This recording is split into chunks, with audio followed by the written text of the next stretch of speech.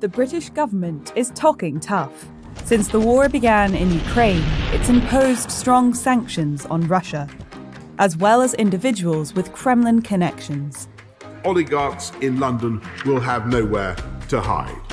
London is awash with Russian money. These are homes valued at tens of millions of pounds. So much so, it's even earned a nickname: Londongrad. The oligarchs have come to London, bought luxury properties, in some cases bought football clubs. There was so much money coming in from that part of the world. And it's not just Russians. Billionaires from around the globe and their money love to call London home. This is wealth beyond anybody's imagination. The trouble is, it's not all clean. Britain is one of the best places in the world to launder dirty money. Why does it make it so easy? Fasten your seatbelt and put yourself in the hands of a magician. World-class shopping. High society. It may seem natural that the super rich would want to live in the British capital. But the rise of Londongrad wasn't a happy accident. It was a business model. This is a story that goes back to just after the Second World War. In the 1950s, Britain was really trying to deal with a loss of empire and looking for a new role in the world. In 1956, the Suez Canal crisis led to massive sell-offs of sterling around the world. In response, the Bank of England encouraged a radical new kind of market. British banks started to borrow, not buy, American dollars to do deals. Because they were trading in US currency, this avoided Bank of England regulations. But because they hadn't actually bought the dollars, it avoided American ones too. And that led to the development of what's called the euro markets, which essentially means trading currencies of different types outside of their home countries. Britain had taken offshore banking mainstream.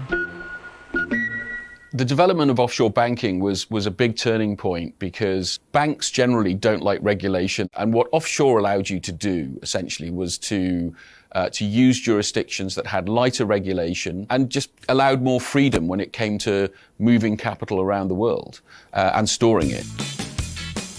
British banking had changed forever. And by the swinging 60s, business was booming. London had become the place to skirt banking regulations. And at the same time, you had a whole bunch of offshore territories of the United Kingdom. They were actually encouraged by Britain to develop into corporate services and finance. From the British Virgin Islands to Jersey, by the 1980s, Britain had a web of overseas territories and crown dependencies that were helping clients to hide their cash.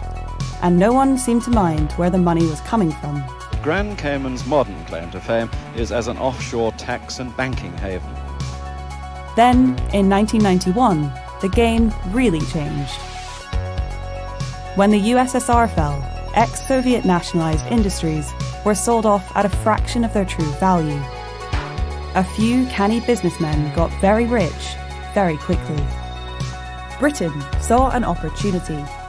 It goes back to John Major and the 1990s. The Major government introduced golden visas. Essentially, if you were a wealthy foreigner and you wanted residency in the UK, even if you didn't intend to spend all of your time there, you could pay a large investment to win that right. Even at the time, the scheme had its critics. It was quite astonishing to me. Anybody who's laundered money simply to buy a ticket to Britain. But the bait worked. Investing $1 million or $2 million was a small price to pay for a billionaire. Russia's super rich flocked to make London their second home. Londongrad was born. A lot of the money that comes here is perfectly legal, but tens of billions of pounds of it isn't. So how does Britain help to hide dirty money? If I was an oligarch and I was looking to launder money, I'd probably hire a team, I'd hire a wealth manager, and they would suggest various structures into which I could place my wealth. You would basically come up with a system that would diversify your money and make it virtually impossible for for investigators to track that money. If money can't be tracked, no one can prove where it came from or see who owns it now. That's where shell companies come in. If one of those owns the money, it doesn't leave any fingerprints. And setting one up in Britain is easy. You can register a company for as little as £12 in the UK and then use that company to hold a bank account in Latvia or Switzerland. Registering a company at London's Companies House takes just 24 hours. There are very few checks over a person's identity when you register a company. That is changing as we speak, and there are supposedly verification procedures being brought in. But up until now, anybody could register a company. You didn't need to produce a passport or any personal identification. You can register it online from overseas. You don't even have to be the owner of the company. According to the World Bank, Britain is one of the easiest places anywhere to create a company. Is the UK the best place to set up a shell company? Certainly would put the UK in the top 5, let's say, including the overseas territories, because it's just so easy to register a company here. And in one part of the UK, it's even simpler. Scottish limited partnerships are a type of company that is only available in Scotland, and they have fewer reporting requirements than the rest of the UK. You don't have to file accounts, for example, if turnover is under a certain amount. You can actually say that the company is involved in business, but you can provide no record of what that business actually entails. But on closer inspection, wealth hidden in a shell company still looks like wealth. Putting money into property is a great way of disguising it and keeping it safe. Excuse me for a second. Interesting. That's an iceberg. It goes down as far as it goes up. It's their wrapping up building at this stage. Arthur Dewan's activist group, Clamp K, runs kleptocrat tours of London, showing people mega mansions bought with dirty money.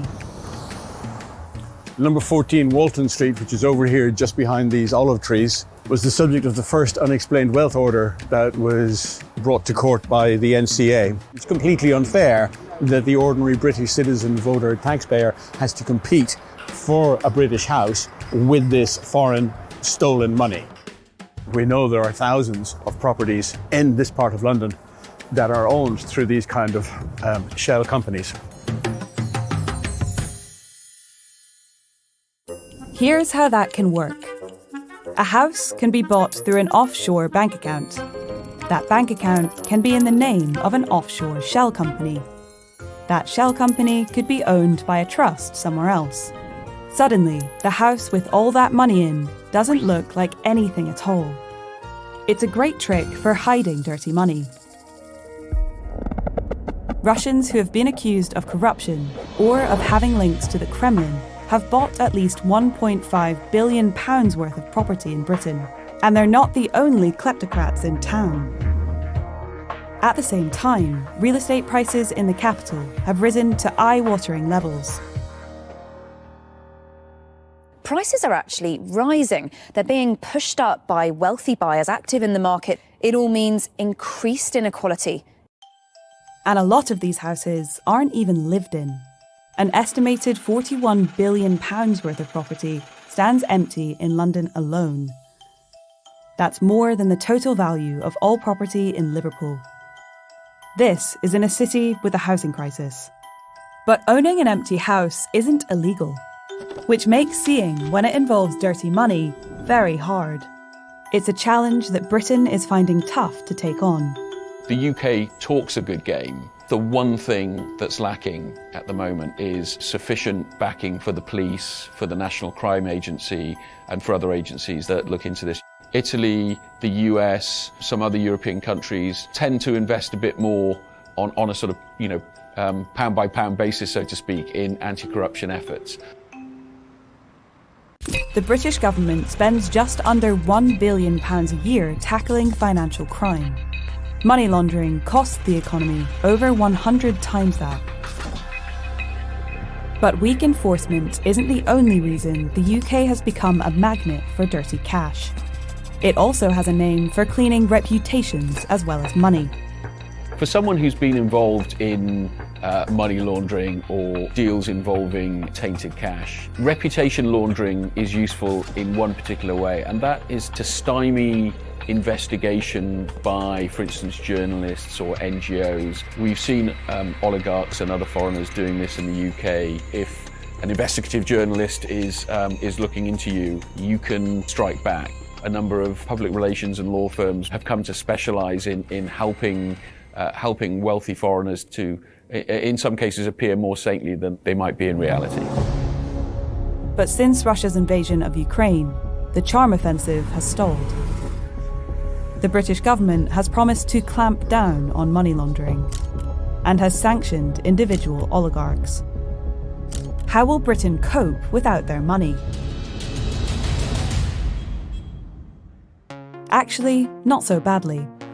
Rich Russians may spend big while they're here, but Britain gets less from them than you might think. In 2020, foreigners held roughly £13 trillion of British assets. Russia's share of that was just 0.16%, a smaller proportion than that of Finland or South Korea. Well, I think there's a question about how much the money that's come in from Russians actually benefits the broader economy. And the potential cost for Britain could be much higher. Well, there's a huge amount at stake when it comes to London and dirty money, because London is one of the world's biggest financial centres, and it trades on being legitimate and on being clean and on being a place where sophisticated investors can come and do business and get financing. If the city is tainted with dirty money, ultimately that's bad for its reputation. Britain has had that reputation for years, but it's taken the war in Ukraine for it to change its tune. Golden visas have been scrapped, and part of a long-delayed economic crime bill has now been passed. No criminal or kleptocrat will be able to hide behind a UK shell company ever again. As Britain vows to clean up its act against all dirty money, sanctions against individual oligarchs are starting to bite. But it was never just about Russians. A lot of Britain's dirty money is from other parts of the world. And if shady Russian cash leaves, dirty dough from elsewhere could easily take its place.